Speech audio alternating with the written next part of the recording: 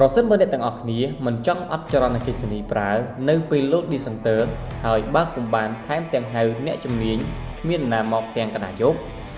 នោះអ្នកគួរតែមើលវីដេអូនេះឲ្យបានចប់ជាមុនសិនអ្នកនឹងអាចដោះស្រាយបានដោយខ្លួនឯងហើយមិនប្រឈមនឹងហានិភ័យទៀតផងតោះ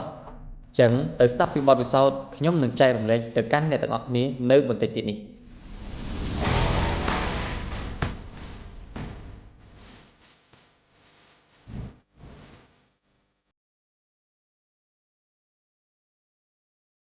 របៀបតេស្តខ្សែឆ្លងនៅក្នុងផ្ទះងាយនៅពេលលោត Decanter បងប្អូននៅពេលដែលលោត Decanter បងប្អូនត្រូវចាំវិធីមួយចំនួនដោយពុំចាំបាច់ខលហៅអ្នកជំនាញយើងនឹងអាចដោះស្រាយបានដោយខ្លួនឯងតោះទី1ពេលលោត Decanter ភ្លាមបងប្អូនត្រូវធ្វើចិត្តឲ្យរឹងមាំកុំភ័យតក់ស្លុតត្រូវសម្អាតដៃឲ្យបានស្អាតត្រូវធានាថាគ្មានទឹកសើមជាប់នឹងដៃបន្ទាប់មកត្រូវក្រឡេកទៅមើល Decanter មេក្នុងផ្ទះរបស់អ្នកមានលោតចុះក្រោមដែរឬទេក្នុងករណីផ្ទះមាន Decanter មេតែមួយតែជប់សិនកុំទាន់អាចយកដៃរបស់អ្នកទៅបើក Decanter នោះអីអ្នក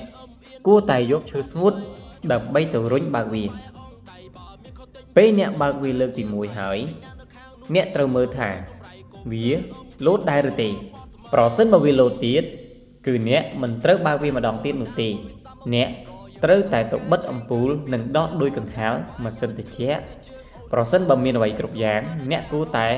បិទទាំងអស់ជំហានបន្ទាប់ចូលអ្នកធ្វើតាមការណែនាំខាងលើបើក Decanter ឡើងវិញម្ដងទៀតរងចាំពេលមួយសន្ទុះថាតើវាលោតទៀតដែរឬទេប្រសិនបើវាលោតអ្នកអាចសន្និដ្ឋានបានថា Decanter មេរបស់អ្នកដែលប្រើក្នុងផ្ទះនោះគឺមានបញ្ហាតែប្រសិនបើវាមិនលោតនោះទេអ្នកអាចសន្និដ្ឋានបានថាក្នុងផ្ទះរបស់អ្នកច្បាស់ជាមានកន្លែងណាមួយដែលឆ្លងឬឧបករណ៍ណាមួយដែលឆ្លងហើយជំហានបន្ទាប់ទៀតចូលអ្នកដើរទៅបើកអំពូលម្ដងមួយដោយរងចាំពេលវេលា3ទៅ5នាទីរួចបន្តបើកកង្ហាររងចាំពេលវេលាដូចគ្នាម៉ាស៊ីនត្រជាក់ក៏ដូចគ្នានឹងដោតដោយគ្រប់យ៉ាងចូលវិញទាំងអស់ដោយរងចាំពេលវេលាខុសៗគ្នាត្រង់ចំណុចនេះអ្នកនឹងអាចដឹងពីកន្លែងដែលឆ្លងប្រសិនបើអ្នកបើកអំពូលទី1ភ្លាម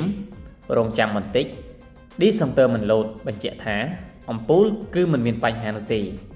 ដូច្នេះអ្នកចូលទៅបើកម៉ាស៊ីនត្រជាក់ម្ដងទៀតដោយរងចាំពេលវេលាបន្តិចពេលនោះ Decanter វាក៏លោត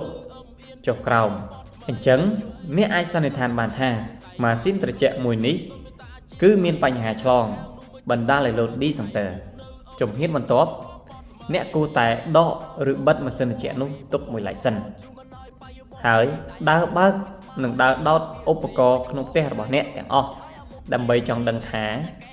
នៅមានកន្លែងឆ្លងទៀតដែរឬទេប្រសិនបើយើងបើក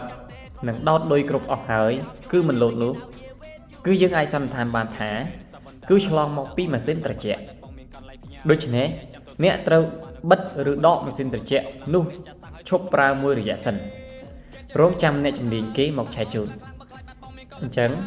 សង្ឃឹមថាបងប្អូនអនុវត្តនឹងជោគជ័យទាំងអស់គ្នាប្រសិនបើមានកន្លែងណាខ្វះខាតនិងមានចម្ងល់នោះអាចខមមិននៅវីដេអូខាងក្រោមនេះបាទសូមអរគុណ